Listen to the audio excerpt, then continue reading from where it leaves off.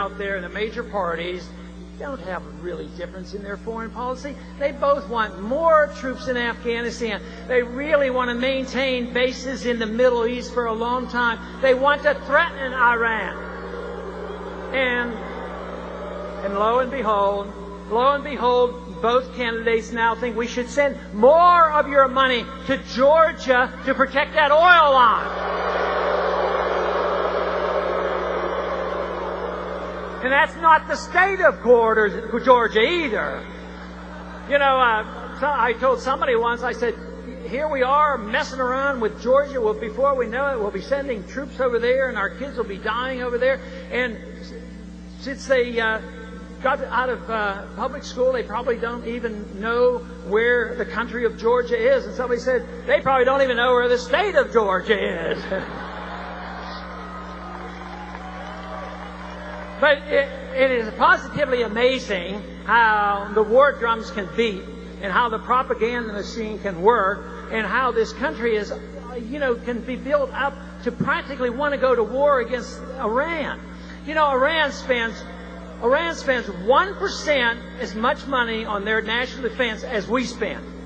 They have no missiles, no airplane, no tanks, and no nuclear weapons. The UN inspectors say they don't have it, and we're supposed to be intimidated and scared, and we put anti-ballistic missiles on the border of Russia because the Iranians might shoot missiles at us that they don't even have. The Iranians, if you want to put it in perspective, they don't even refine their own gasoline, and we're supposed to be frightened and intimidated by them. We got to get the truth out. That is what we need.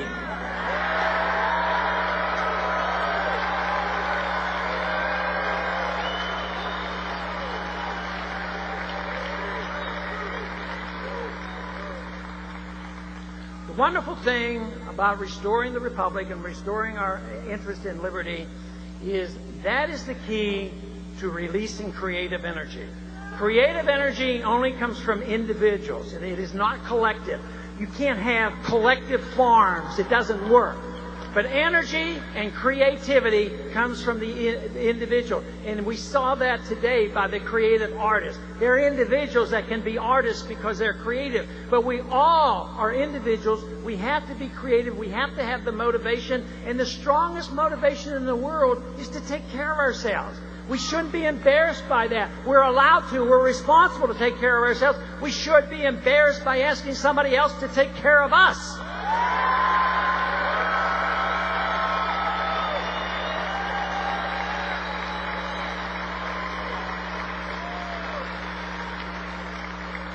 The wonderful part about a free society, you eliminate entirely victims. There are no victims. You may be a victim of bad judgment, but you're not a victim of the government taking money from you and giving it to somebody else and wasting it. You know, I have a bumper sticker in my office on my desk there that is rather popular. It says, "Don't steal. The government hates the competition."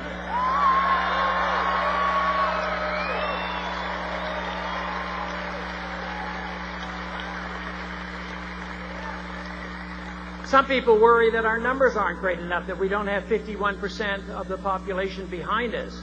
But ideas only need to be led by 5 to 10% of the people. They can bring about a revolution. And today,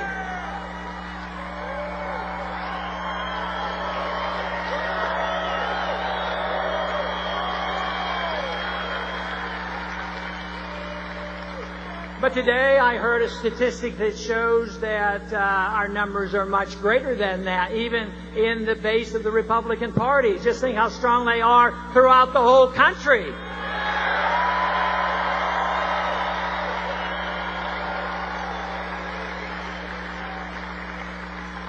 But the one thing that I would wish those individuals who are not here tonight, because I know you understand it, and that is the counterfeit offers from others who say that we will take care of you, we will bring about change, and we are the peace candidate, and we will rally the young people. Those are counterfeit, because when you look at the description of what they're talking about, it's just more of the same. And I think you can sense that. You know the difference.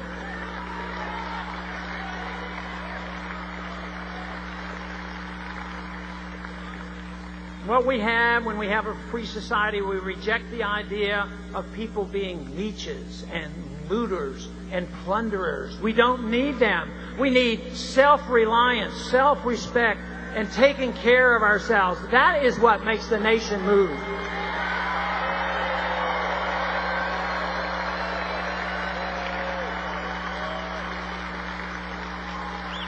I have been asked these last several days quite frequently, what am I doing this for? What's the purpose of all this? And in many ways, it is to send a message. There is no doubt about it.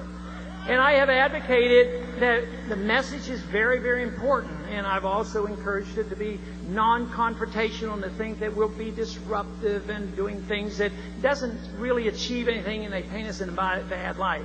But there is no doubt philosophically that the message has to be sent.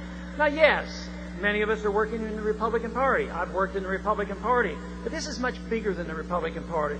Yes.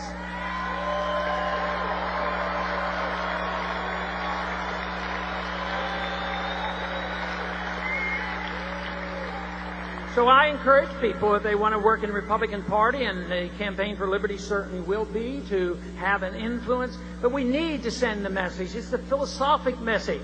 But in a true revolution, believe me, the revolution doesn't occur with a single political party. A true revolution, then, those views will be reflected in the Republican Party, in the Democrat Party, in the Independent Party, and everybody in the country will be affected.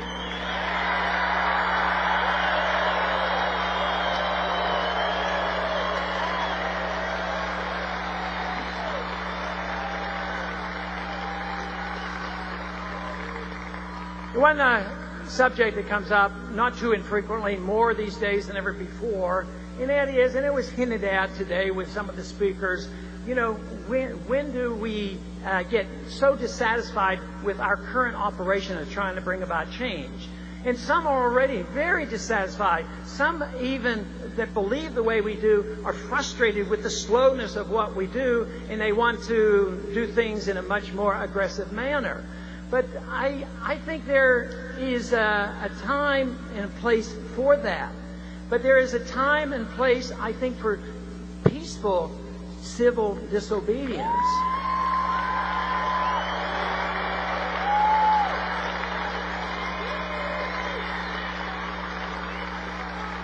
The changes brought about by Gandhi and Martin Luther King were peaceful, and they knew and understood the consequences. And we do know that people in our movement have already suffered the consequences because they may be 100% correct on the tax code and the monetary issue, and they end up behind bars.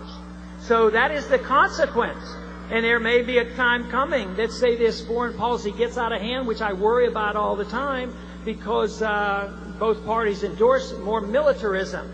And if you know, one thing that we have found out about the incident in Georgia, even if we wanted to or had needed to, we didn't have the troops to do anything about it. We have weakened our national defense. You know what that means? Those who want to pursue the empire will reinstitute the draft. We should not ever have a draft.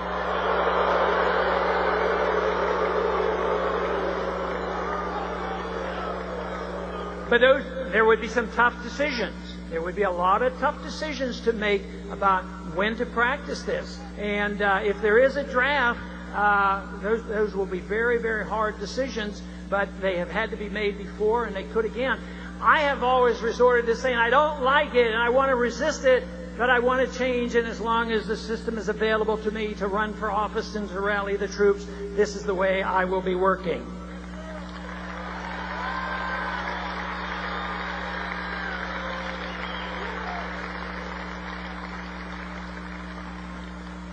How did you like Amy Allen today?